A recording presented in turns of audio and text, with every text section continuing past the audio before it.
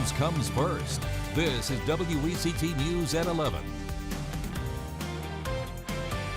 The road is back open tonight after a police chase ended in a crash with law enforcement. Hello, everyone. Thanks for joining us.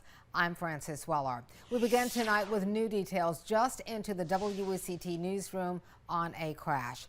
It shut down part of Shipyard Boulevard near the State Port in Wilmington around 6 o'clock this evening. You can see a white car sandwiched between two law enforcement vehicles. A spokesperson for the New Hanover County Sheriff's Office tells us deputies were attempting to serve multiple felony warrants on a man named Jeremy Kaysen when he tried to get away.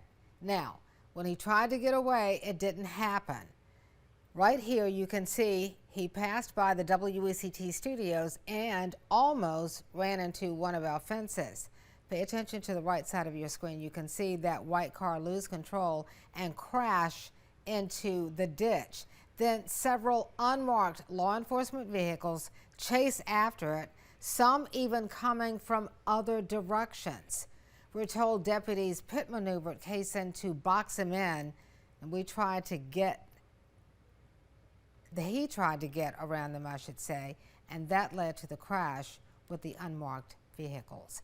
Kaysen was arrested on several charges, including having a firearm as a felon and felony obstruction of an officer.